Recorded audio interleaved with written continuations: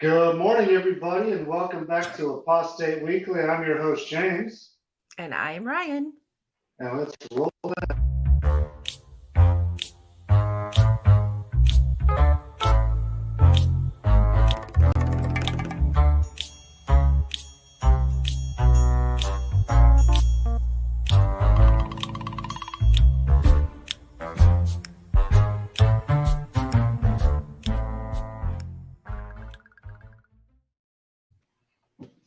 All right, welcome back for another edition of Apostate Weekly, everybody. We Good kind of have like morning. a slow/busy week. Slow in respects to like JW news, but busy because there's still a whole lot of stuff out there going on. Yeah. So, where would you like to start off today? Do you want me to just start right off with my Idaho? Because that was really putting me in a tizzy the other day. Yeah, yeah, let's go ahead and start with that one. So the other day, my friend shared this tweet from a senator in Idaho, and he mentioned he wanted to close like the very last loophole that allows abortion in emergency rooms. I'm not sure if that's connected to EMTALA, the like any person who's pregnant or an emergency situation deserves to get health care with EMTALA. Like you can't refuse people care. What's So that I'm tell? wondering, it's EMTALA, exactly what the acronym stands for. I apologize, I cannot remember, but it basically means in an emergency situation, you cannot be turned away from a hospital. Like if you were going to die, they can't refuse you. But right now, they're refusing pregnant women, pregnant people, if they're in the process of aborting or something's going wrong with the pregnancy. They'll send them outside and say, you have to wait till you bleed a bit more, or until you're septic, or until you go into shock. Like they're basically forcing women to the brink of death, to save a life, which I Oh, don't jeez. understand. Right. You're Yeah, forcing the yeah. the woman to die, possibly. Good morning, everybody, and possibly lose the ability to even have children again. I believe there's already one case where something's ruptured and like your ovary, like you're not going to be able to repair that. So they forever have damaged this person's ability to even have kids. And aren't you wanting people to have kids? So here's somebody who wants children, and now you've really taken that away from her. But anyway, so what's happening in Idaho is once Roe v. Wade was overturned last year, and all the states started, not all states, but many of the red states started putting in these bans. Idaho was one of the worst with a full abortion ban. You can get an abortion, but it has to be rape or incest with a police report. So it has to be reported to the police. And we know that a lot of times this stuff, they don't want to report it to the police because they want to protect this person because it's probably a brother, an uncle, the father, it's somebody close. It's usually what happens in these situations. It's not some stranger. It's either the person you're most comfortable and close with, like a family member, or, your pastor, youth pastor, something of that nature. Anyway, what else? Oh, so the ambiguous language that surrounds the risk of death. So in a risk of death, they'll help a woman to get an abortion if it's not going right. But here's the thing, the language is so ambiguous. How long do I have to bleed out for? Like at what point are women just going to start dying because they've waited too long? So they And don't it have is any right. kind of set definitions for this at all then. No, So no, it's going to be up exactly. to the doctor's discretion, and then even then he's probably going to be in fear of the law coming down on him if he does it too soon. That's the problem, James. 40%, 45% of Idaho's fetal maternal medicine specialists have left the state for fear of what. Okay, here's the other thing that I'm losing my effing mind is they don't even have a maternal mortality committee. They're not even keeping records correctly. Right. Oh my They don't God. have, exactly, James. This is Oh, terrifying. People are going to die simply because they want to yeah. force women to have these babies to these perverse people. So yeah, if you're in Idaho, my heart breaks for you. I really hope that y'all get your ish together and realize that that party doesn't care about you, and they'll take your rights away just like that. They're already doing it. They're already doing it. So Yeah, that's just crazy. I mean, right. and that's forcing more and more people to leave these areas because they're not going to be able to get the proper health care that they need, especially if this becomes like an emergency situation where they got to rush into the hospital for anything. The doctors are going to refuse treatment because they don't want their asses on the line. And it's going to Exactly. cause more deaths. And like you said, they don't have these committees to track this. So we're not even going to know what the statistics are on this as a result of this. Yep. That's exactly what's going to happen. So uh, take caution. If you are in Idaho, I'm serious. My friends, family, if you are out there listening to me, be very mindful of who you're dating. You better understand who you're dating and if they will put your safety above some cells safety. Like that is something Yes. that you need to iron out right away. Is that person by your side going to make sure that your life is protected, or are they okay to watch you die? Yeah. So, and I know there a lot of people can't do anything about it, but for those who can, just be very cautious in Idaho, man. It's not safe Yeah. there. Yeah. That's crazy. I mean, if you can get out of that state, I know it's not feasible for everybody to just move somewhere else, but if it is feasible for you and you live there, please get Start out. voting, start getting involved, like start finding your people, start getting involved in movements. These things can be changed, but for whatever reason, people stuck with the Republicans. I think they didn't realize that they were going to go this far because of the surveys, people don't agree that their party is doing the right thing and representing them. So there is a disconnect between the lawmakers in Idaho and even the people who voted, the Republicans who voted for them. And you can vote for whoever you choose to, right? Like that's what democracy is about. And I don't want to take that away from anybody, but does your party truly represent you? And I can say mine doesn't. And that's just the two freaking party system. It sucks. It's the worst. It's terrible. And this is supposedly the land of the free, and we have the worst two-party system. Well, Um, I mean, we're supposed to have an independent party too, but they always seem to get swept under the rug and always they left can't behind. win.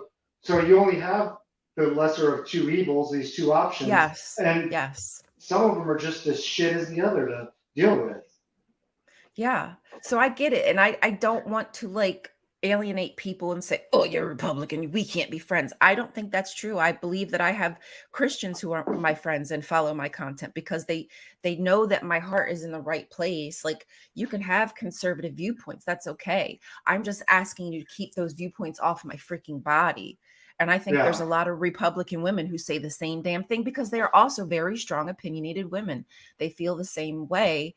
But in this particular instance, there was a disconnect. And I think there's a disconnect in a lot of places. And I'm hoping the next cycle we will see that change. But again, we've got to start talking to our friends and family and making moves here and getting organized. Sorry to rant on. Oh no, Love it's you fine all. because these are important topics that need to be addressed, and people really need to think about these, especially if you are waking up from a cult or coming out of a cult and you've never had to deal with these issues or think about them before. These are issues Yeah, that everybody really needs to start to think about, and you know, try to find balance. I'm not telling you what to think. I'm not telling you which way you should think or whatever, but try to find a balance and reason in whatever opinions you do form to benefit everybody else, not just yourself. And again, like you said, keep these laws off our bodies, keep them out of the laws and the systems. Let the women make their own choices when it comes to these things. exactly. All right, so I'm going to move on here. I'm going to share this story I found on Reddit that I thought was quite interesting, and it's one of those stories that you would think that there should be no issue here. So basically what happened is there's Oh this sister yeah. that volunteers at Bethel, and she's called a commuter. So she travels to Bethel one day a week because she lives close, and she works there for free for one day a week.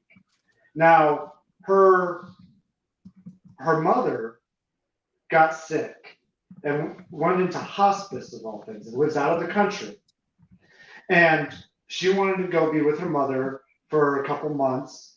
And, her elderly father needs help. And she wanted to go to help arrange everything for the funeral, be there at the end, et cetera, et cetera. And so she asked for 8 days off, I think it was. And Yeah, they 8 days told her she total. could only take 4 days off. And because of that, they aren't if she takes more than those 4 days off, she's not going to be able to come back to work for free, volunteering her time, her money, her life to work for free for these bastards because she took Hmm. more than 4 days off. I was just sitting there thinking, what kind of losers are you? You got this free worker and you're telling her she can only take so many days off from working for free. Right. That's Come on. If I'm it's volunteering bananas. somewhere, anywhere else outside of this religion, and I say, hey, I got to take a month off, I got to take 2 months off from doing this, and I'll come back after I'm done. Oh, sure, no problem. We'll see you when you get back. The Jehovah's Witnesses? Oh, no, you're basically going to be fired from working for us because you're taking more than the 4 days off. What the hell? Right. I thought that was ridiculous. I couldn't believe that that's how stingy they are. That you don't because they don't care in emergency situations, right? You're expected to act in a certain way. Like you're not supposed to really mourn if somebody it dies. Like you have a certain window of time and then you're expected to just get back on that horse and go right back out to preaching, just like that blood video that we were I think's been kind of like circulating around again from a few years ago where the parents their son passed away because they wouldn't let him receive blood, and then they're Yeah, like, we found going right back and witnessing and back at the Kingdom Hall was just the place we needed to be. Nah, you needed to yeah, grieve. You yeah. need time to grieve. And this woman needed time to go visit her mother who is passing away. But we have that promise of everlasting life. So you really shouldn't be sad and you don't really need all that time. And that's basically what it comes down to. You know, Yep. you're going to be able to see them again, so don't worry about that. Just worry about volunteering all your time and resources serving us so you can get to that goal. But don't ever take time for yourself to grieve and be with your family. It's same with the disfellowshipping thing. They don't want you to grieve and or be with your family if you truly think that you're never going to see them again forever. You still don't get to see him now even. It's like, oh, there's just so much to say, and you just want to wring their necks with their stupidity. Yeah. Anyway, it's just sad to see that I'm assuming this poor person is probably just going to not take the days off because she probably doesn't want to lose the privileges. Yeah, I know. It makes absolutely no sense whatsoever. Yeah, So it's just sad. let's let's move on. Do you have something else you want to do next? Um, you know what I did want to tell people is that I do have a website and I will make sure that I put that into the description. I promise that if you want to see like exactly what those laws were about with Idaho, like what's restricted, etc. You can go take a look at that. I did read through it. It's a bit confusing, and just think of how the doctors feel. If you're confused, they're probably confused, which means they're not going to do anything, which means you're waiting for a court system to make a decision about whether you live or die. And we actually are on top of things this week. For all of the stories that we're talking about today, all the links are actually already in the description of the video. So if you want to check out these stories and see the links for yourself, they're already there and available for you. So we're on top of our game this week, so kudos. Yay. All right, so yeah, I want to share this too. It's nothing huge because it's not like the Pennsylvania thing right now, but in Florida, and this is in out of Winter Haven, Florida, there is an attorney who is taking cases for child sexual abuse right now, and I'm going to show you this here. And so, and I'm thinking that if it's anything like the Pennsylvania deal, I don't know if it's to pass laws or whatever. I don't think it's what it is. I think he's just a law firm that specializes in this. Okay. But if anybody in Florida, especially that's been affected by, being abused as a child or whatever, can contact this attorney and they're taking cases on it. Now, I don't know how far out in reaching this will go, if it can reach out across the country, like with the Pennsylvania thing or anything else, but definitely if you live in Florida and you want to, here's an attorney that's doing these cases you can get in contact with. Also, you can ask them about it too and see if it can span out further than just the state of Florida, because I really don't know. I just saw this and I thought it would be good information to share. Yeah, always good information to share. If you've been a victim, there's no reason you shouldn't be able to try to get your day in court, get your justice. That's right. So, do you have anything else you wanted to do, or No, honestly, is it all that me was the today? well, I was going to do the story that you just did, but you did it, so that was in the Idaho, so that was what I had. So whatever you've got, I'm ready to listen. Okay, then I'm gonna go on to the next one then. So I have an update on, we reported, well, the one and only episode that my wife joined me on this cult out of Kenya. It was a starvation cult where at the time, I believe it was just over 100 victims at the time. And an update to that story, they have arrested the uh, pastor or preacher for this cult, and he's in jail right now awaiting trial. And they've got they have found over 300 bodies now, and in the I'm only showing the story here on the screen, but there's a video as well that I watched on it. They said it's they have upwards of 600 people missing from this cult, Jesus missing from this Christmas. area. 600 So, people. and what set them off was the villagers that knew about this cult. They knew something was going on when one day they stopped coming into the town to get supplies for food and water and things like that. And so that kind of tipped them off when they stopped coming. And so that's when one of the villagers called the police and reported it. And that's when this whole thing started busting open. So I'm going to keep my eye on this one and keep looking for updates down the road. But this is just absolutely sick because they interviewed, was a grandfather, father and a grandfather. His kid got into this cult and starved. One of his grandchildren was starved to death. The other one made it out alive, starving but alive. So they were able to rescue that grandchild and start feeding them and taking care of them and everything. And he's just so flabbergasted as to why his child would ever join a cult like this. And it's just so sad. They think they're doing the right thing, I guess, for whatever reason. It's a shame. People can be vulnerable and they are tricked by people who know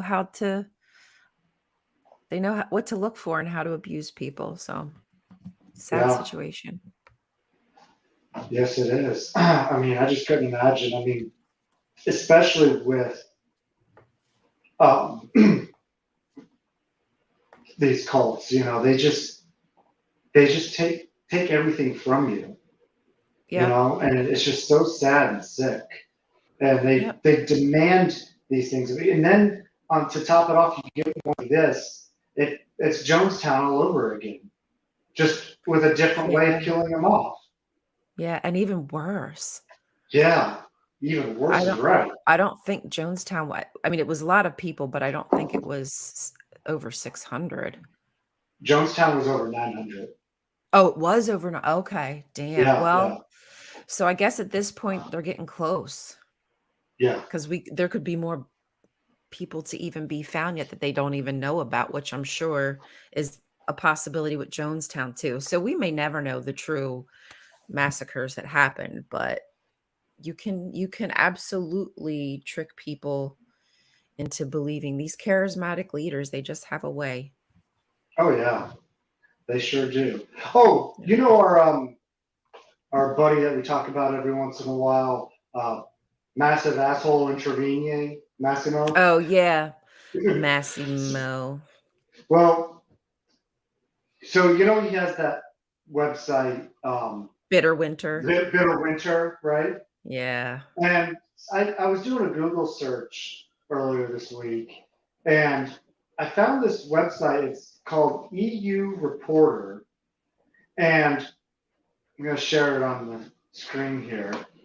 And they were they were doing a report on cults, right? And they call this article "The Bitter Winter of Belief: Sneaking Cults," and it's a documentary about cults that have taken advantage of the freedom of the media to spread their teachings and conspiracy theories to exploit people online. And this is basically an expose on Bitter Winter and how they use their influence to promote cults. So if anybody wants to check out this article, it's a very good article. As you see, I don't know if there's a video on it or not. I only saw the article, but very interesting and definitely worth checking out. Definitely. Yeah, that dude is a pariah. Yes, he is, especially since he's uh, a major apologist for the Jehovah's Witnesses. Yeah, him and Bromley, BFFs. Yep. And that's all I got for this week. I thought you So, had something about a incident. oh, No? that's right. I did. That's right. Yes, there was this. Was it in South America? I think it was. This. It was. She's deaf. This lady. She had a child, and she's a Jehovah's Witness, and she, don't know why, but she ended up stabbing her baby to death. Mm, And they sheesh. and I mean, when I was reading the article, the nurses were like, when the baby was newborn, she was like always first there to feed it and be with it and take real good care of it. And then she killed it a few months later. Sheesh. Like, Wow. yeah, I'm sure some kind of postpartum depression sank in there Y- somewhere, and Yeah, I'm sure there's other factors as well beyond that they don't currently know. But it's just one of those tragic things that it's it's just so sad to see. I mean, it I really is. It's I just tragic. have no comprehension of what it would take for a parent to do that to their child.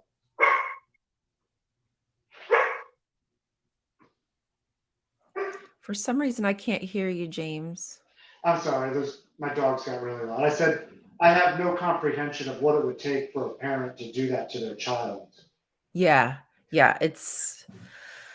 Uh, I don't know. I can't comment, but Yeah, I do wonder like how much the lack of support comes into play when it when you have something like postpartum depression, it goes undiagnosed many times. And as a JW, you're not really getting the mental health that you need. And the people that you do have access to are just going to continuously put you back into those really critical, like, thought loops that are just negative. And, I'm not going to pretend like I know what she was thinking, but maybe in her head No, she thought, well, you're and better off in paradise. I can only speculate at this point as to Yeah. what was going on in her life. Was she being shunned in any way by the congregation that she was in? Was she just not Right. treated well because she had a disability? And that was sending her into some other kind of mental state. We don't know.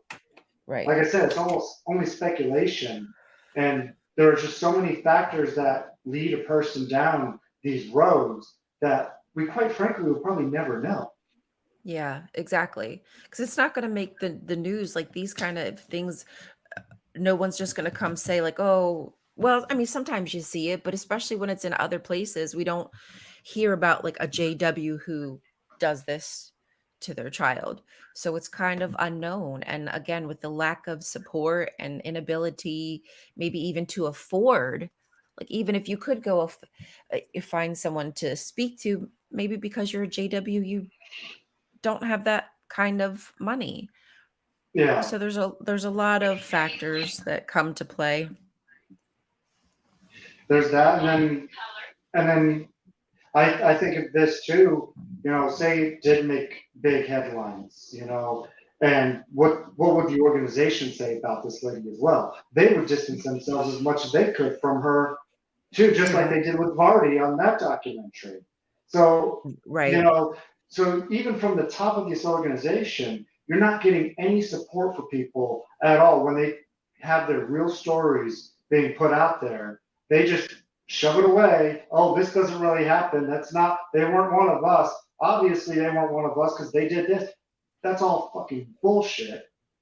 Mhm. And we know better than that. And, for anybody who's not a witness or is ever thinking about becoming one or thinking about leading if you are one, I think you need to realize these things that if you try to tell your story or whatever, that the organization will never back you up. Right. There's always that othering that happens in organizations like this, and I think that's one of the reasons, like, I continuously try to bang on with people about, like, the Bible as a whole and what's happening in modern day. Like, there's a lot of parallels that happen, and just like the Israelites continuously tried to other the Canaanites, you're one and the same. Like, you're the same people. Like, you can't, when a JW does something bad, like for instance, this parent just did, you can't just say, oh, they weren't a good Jehovah's Witness. They weren't a real Jehovah's. You can't do that. They were. Stop doing that. Accept responsibility. That's the problem. Once we accept responsibility and realize the problems, address them, then we can really make changes. But since biblical times, we're doing the same dumb crap, repeating the same cycles. And I just want people to open their eyes to it. I probably will never make that happen, but I'm trying. Yep. So, anyways, on that sad, tragic note, we're gonna Yeah. leave it there for the week. So, thank you again, everybody, for joining us again for your weekly injection of news and the cults and the JWs. We'll be here again next week for your entertainment and viewing pleasure with another episode of Apostate Weekly, where we always encourage you to apostate your way. And also, please don't forget to like, subscribe, and share and get the Yes. word out to as many people as you can. And we will see you all next week. Bye-bye. Bye, everybody.